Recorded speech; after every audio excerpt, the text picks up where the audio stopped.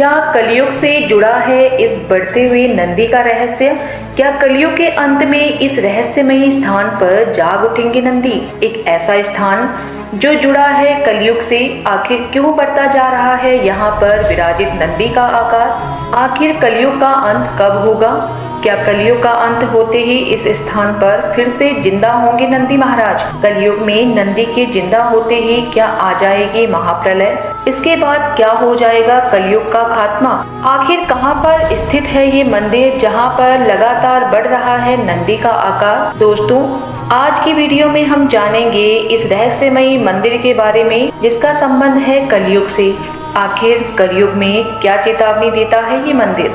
ये जानने के लिए आपको वीडियो के लास्ट तक बने रहना होगा। पौराणिक कथाओं तथा धर्म ग्रंथों में कलयुग से जुड़ी हुई अलग अलग बातें बताई गई हैं। कलयुग के अंत में महाप्रलय आने की बात भी कही गई है। शायद इसीलिए इस मंदिर को तथा यहाँ विराजित नंदी के बढ़ते हुए आकार को भी कलयुग से जोड़कर देखा गया है। इस मंदिर में कई ऐसे रहस्य छिपे हैं जिसके बारे में सुनकर सभी हैरान हो जाएंगे। ये रहस्य हर किसी को सोचने पर मजबूर कर देंगे कि आखिर इस मंदिर में ऐसा क्यों होता है। हम बात कर रहे हैं रहस्य से भरे एक मंदिर के बारे में जिसका नाम है यांगती उमा माहेश्वर मंदिर, जो आंध्र प्रदेश के कुर्नूल जिले में स्थित है। इस मंदिर में स्थापित है नंदी महाराज की एक चमत्कारी प्रतिमा जिसका आकार लगातार बढ़ता ही जा रहा है। माना जाता है कि इस मूर्ति का आकार हर 20 साल में 1 इंच बढ़ता है। 2020 में नंदी की इस प्रतिमा का आकार लगभग 5 फीट और 10 फीट चौड़ा था। आलम यह है कि इस प्रतिमा के लिए अब जगह ही नहीं बची है। जब इस प्रतिमा का आकार छोटा था तब लोग नंदी देव की आसानी से परिक्रमा कर लेते थे, लेकिन अब नंदी का आकार इतना बढ़ गया है कि मंदिर के खंभे तथा प्रतिमा के बीच स्थान ही नहीं बचा है। नंदी की प्रतिमा पर कुछ वैज्ञानिकों ने शोध भी किया था। वैज्ञानिकों का कहना है कि यह प्रतिमा एक ऐसे अनोखे पत्थर से बनी है जिसका आकार अपने आप बढ़ता है। यही उस पत्थर की प्रकृति है।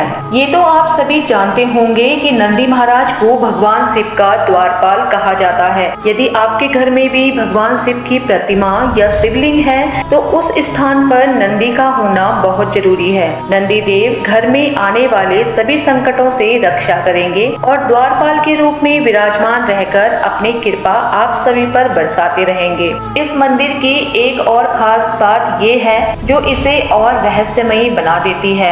यहाँ पर पुष्करिणी तालाब भी है जहाँ पर नंदी जी के मुंह से लगातार पानी बहता रहता है, लेकिन आज तक इस बात को कोई पता नहीं लगा पाया कि आखिर नंदी के इस मुंह में पानी कहाँ से आता है। साथ ही इस मंदिर में एक भी कौवा नजर नहीं आता। मान्यता है कि इसी स्थान पर ऋषि अगस्त्य ने तप किया था। अपने तप में कोई व्यवधान ना हो इसीलिए उन्होंने कौवों को इस स्थान पर ना आने का श्राप दिया था। इस मंदिर के पास 2 गुफा भी बनी हुई हैं। एक गुफा में भगवान वेंकटेश्वर की प्रतिमा स्थापित है। पौराणिक कथा के अनुसार इस मंदिर के निर्माण से पहले ही यहाँ भगवान वेंकटेश्वर की प्रतिमा स्थापित थी, लेकिन ये मूर्ति खंडित थी। माना जाता है कि मूर्ति स्थापना के समय ही प्रतिमा के पैर के अंगूठे का नाखून टूट गया था, इसीलिए इस प्रतिमा की पूजा नहीं की जाती। दूसरी गुफा में ऋषि अगस्त्य ने भगवान शिव के लिए तप किया था। उनकी तपस्या से प्रसन्न होकर भगवान शिव ने कहा कि यह स्थान कैलाश जैसा दिखता है, इसीलिए उनका मंदिर इस स्थान पर बनाया जाए। ऋषि अगस्त्य द्वारा ही यहाँ पर शिव मंदिर की स्थापना हुई थी। दोस्तों, सभी के मन में यह जरूर आता है कि कलयुग के बाद क्या होगा।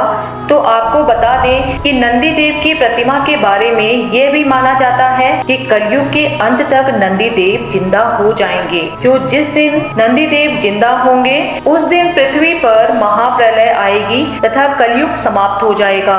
ये बात कहाँ तक सत्य है और कहाँ तक नहीं, यह तो वक्त ही बताएगा।